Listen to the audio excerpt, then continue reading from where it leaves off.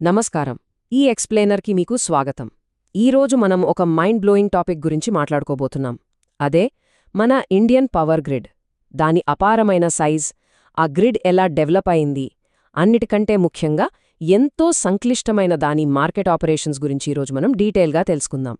ఇక్కడ కనిపిస్తున్న ఈ హైటెక్ కంట్రోల్ రూమే మార్కెట్ ఆపరేషన్స్కి అసలైన గుండెకాయ లాంటిది. ఇక్కడే కాంప్లెక్స్ డేటాని రియల్ టైంలో ఎప్పటికప్పుడు అనలైజ్ చేస్తూ మన గ్రిడ్ సెక్యూరిటీని అత్యంత పకడ్బందీగా మానిటర్ చేస్తుంటారు. అసలు ఈ ప్రాసెస్ ఎంత అద్భుతంగా ఉంటుందో కదా. ఇక ఈ ఎక్స్ప్లెయినర్లో మన అజెండా ఏంటంటే, ముందుగా గ్రిడ్ యొక్క భారీ డైమెన్షన్స్, ఆ తర్వాత గ్రిడ్ ఎవల్యూషన్, మన ఇంటర్నేషనల్ కనెక్షన్స్, ఇన్స్టిట్యూషనల్ ఫ్రేమ్వర్క్, అలాగే చివరిగా అత్యంత కీలకమైన మార్కెట్ ఆపరేషన్స్ మరియు టీటీసీ ఏటీసీ పారామీటర్స్. ఇవన్నీ ఒకదాని తర్వాత ఒకటి చూద్దాం. సరే, అసలు ఈ పవర్ గ్రిడ్ డైమెన్షన్స్ ఏంటి, దాని స్కేల్ అండ్ స్కోప్ ఎంత భారీగా ఉంటుంది అనేది ముందుగా అర్థం చేసుకుందాం. ఒక్కసారి ఈ నంబర్ వింటే మీరు ఖచ్చితంగా ఆశ్చర్యపోతారు. మన దేశంలోని 1.4 బిలియన్ల కంటే ఎక్కువ మంది ప్రజలకు కేవలం ఈ ఒక్క గ్రిడ్ మాత్రమే కరెంట్ సప్లై చేస్తోంది. ఏకంగా 3.2 మిలియన్ చదరపు కిలోమీటర్ల మేర ఇది వ్యాపించి ఉంది. ఇది నిజంగా అన్బిలీవబుల్ స్కేల్ కదా. ఇక గ్రిడ్ హార్డ్వేర్ కెపాసిటీ చూస్తే నంబర్స్ మతిపోగొడతాయి. మన జనరేషన్ కెపాసిటీ 472 గీగావాట్లకి పైనే ఉంది. అలాగే 250 గిగావాట్లకు పైగా వచ్చే పీక్ డిమాండ్ని కూడా ఇది ఈజీగా తట్టుకుంటోంది. దీనికి తోడు 4,64,000 సర్క్యూట్ కిలోమీటర్లకు పైగా ఉన్న ట్రాన్స్మిషన్ లైన్లు, 214 గీగావాట్లకు పైగా రెన్యూవబుల్స్ అండ్ హైడ్రో పవర్ ఇందులో భాగం. ప్రతిరోజు ఇంత భారీ స్థాయిలో కరెంట్ ప్రొడ్యూస్ చేసి సప్లై చేయడమంటే మామూలు విషయం కాదు. ఆపరేషనల్ సౌలభ్యం కోసం ఇంత పెద్ద భౌగోళిక ప్రాంతాన్ని 5 వేర్వేరు కలర్స్లో 5 రీజియన్లుగా విభజించారు.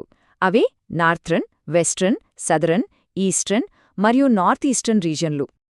అయితే ఈ 5 రీజన్లు మొదట్లో వేర్వేరుగా ఉండేవి. మరి అవన్నీ ఒకే గ్రిడ్గా ఎలా ఎవల్యూట్ అయ్యాయి అన్న హిస్టారికల్ జర్నీ ఇప్పుడు చూద్దాం. ఇదంతా రాత్రికి రాత్రే జరిగిపోలేదో. 1991లో మొదటగా నార్త్ మరియు ఈస్ట్ గ్రిడ్లను ఇంటర్కనెక్ట్ చేశారు.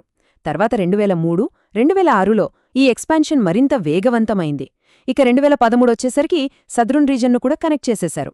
ఫైనల్గా 2019లో శ్రీనగర్ లేహ్ ఇంటర్కనెక్షన్తో ఈ నేషనల్ ఇంటిగ్రేషన్ పూర్తిస్థాయికి చేరుకుంది.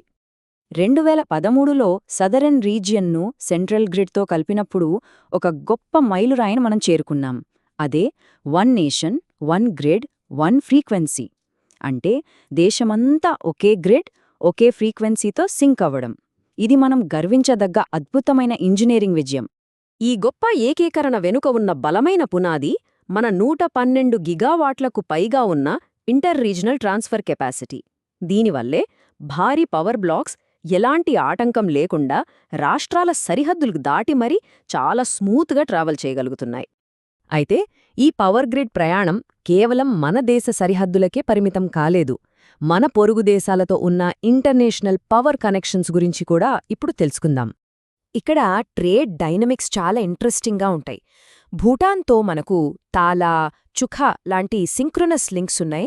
అక్కడ్నుంచి మనం పవర్ని ఇంపోర్ట్ చేసుకుంటాం. కానీ నేపాల్తో చూస్తే 16కు పైగా రేడియల్ లింక్స్ ఉన్నాయి. నేపాల్ మన దగ్గర్నుంచి నెట్ ఇంపోర్ట్ చేసుకుంటుంది. అలాగే బంగ్లాదేశ్తో ఇప్పటికే 500 మెగావాట్ల హెచ్వీడీసీ అంటే high voltage direct current link యాక్టివ్గా ఉంది. ఇక ఫ్యూచర్లో ఏకంగా సముద్రం అడుగునుంచి శ్రీలంకకు అండర్సీ కేబుల్ వేయాలని ప్రతిపాదించారు. అసలు భలే ఉంది కదా ఈ టెక్నాలజీ అండ్ ప్లానింగ్. మరి ఇంత భారీ దేశీయ అంతర్జాతీయ నెట్వర్క్ని ఎలా మేనేజ్ చేస్తున్నారు?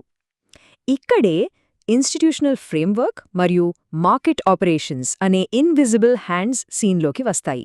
ఈ సిస్టమంతా ఒక పక్కా హైరార్కీలో నడుస్తుంది. పైన మినిస్ట్రీ ఆఫ్ పవర్తో స్టార్ట్ అయ్యి సిఈఆర్సీ, ఎస్ఈఆర్సీ లాంటి స్వతంత్ర రెగ్యులేటరీ కమిషన్ల ద్వారా కంట్రోల్ అవుతూ ఆ తర్వాత జనరేషన్ అండ్ డిస్ట్రిబ్యూషన్ యూటిలిటీస్ వరకు ఇది వెళ్తుంది. చివరగా పవర్ ఎక్స్చేంజీలు మరియు ట్రేడింగ్ కంపెనీలే యాక్చువల్ ట్రేడింగ్ని నడిపిస్తాయి. ఇక మార్కెట్ ఆపరేషన్ స్కేల్ వింటే మీరు అవాక్కవుతారు. మన దేశంలోని 3 పవర్ ఎక్స్చేంజుల ద్వారా 6,000 మందికి పైగా మార్కెట్ పార్టిసిపెంట్స్, ఏటా దాదాపు 90,000 మార్కెట్ ట్రాన్సాక్షన్స్ చేస్తున్నారు. ఇది ఏటా సుమారు 165 టెరావాట్ అవర్స్ మార్కెట్ ట్రేడ్తో సమానం. అసలిదొక జైంట్ పజిల్ లాంటిది. ఇలాంటి లక్షలాది లావాదేవీలు సేఫ్గా జరగాలంటే స్టేట్ కంట్రోల్ ఏరియాలు కొన్ని క్రూషియల్ పారామీటర్స్ని ఎప్పటికప్పుడు క్యాల్క్యులేట్ చేయాలి. అవే టీటీసీ అంటే టోటల్ ట్రాన్స్ఫర్ కేపబిలిటీ, ఏటీసీ అంటే అవైలబుల్ ట్రాన్స్ఫర్ కేపబిలిటీ, మరియు టీఆర్ఎం అంటే ట్రాన్స్మిషన్ రిలయబిలిటీ మార్జిన్. ఇవి కరెక్ట్గా ఉంటేనే సిస్టమ్ పర్ఫెక్ట్గా నడుస్తుంది. అసలు ఈ టీటీసీ, ఏటీసీ ఎందుకు లెక్కించాలి? ఒకే మాటలో చెప్పాలంటే గ్రిడ్ సెక్యూరిటీ కోసం. పవర్ సిస్టమ్ సేఫ్గా రన్ అవ్వాలి, ఎక్కడా ఏ ఎక్విప్మెంట్ ఓవర్లోడ్ అవ్వకూడదు, ఫెయిల్ అవ్వకూడదు. ఈ స్మూత్ అండ్ సెక్యూర్ ఆపరేషన్ కోసమే ఈ పారామీటర్స్ అన్నీ వాడతారు. అయితే ఈ మార్కెట్ ఆపరేషన్స్ ఇష్టం వచ్చినట్టు చేయడానికి వీలులేదు. వీటికి రెగ్యులేటరీ కంప్లయన్స్ చాలా కీలకం. డేటా సబ్మిట్ చేయడానికి కఠినమైన టైమ్లైన్స్ ఉంటాయి. అలాగే క్యాల్క్యులేట్ చేయడానికి స్పెసిఫిక్ మెథడాలజీస్ ఉంటాయి. టైం అంటే టైం, రూల్ అంటే రూల్, అంతే. ఫైనల్గా ఒక్కసారి ఆలోచించండి. ఇప్పటికే 112 గిగావాట్స్లకు పైగా ఇంటర్ రీజనల్ కెపాసిటీతో మనం దూసుకెళ్తున్నాం. దానికి తోడు భవిష్యత్తులో రాబోయే ఇంటర్నేషనల్ అండర్సీ కేబుల్స్ కూడా యాడ్ అయితే మరి 2030 నాటికి మన ఇండియన్ మార్కెట్ ఆపరేషన్స్ ఎంత భారీగా, ఎంత కాంప్లెక్స్గా మారబోతున్నాయి. ఈ పవర్ గ్రిడ్ ఫ్యూచర్లో ఇంకెన్ని విండర్స్ క్రియేట్ చేయబోతుందో కదా.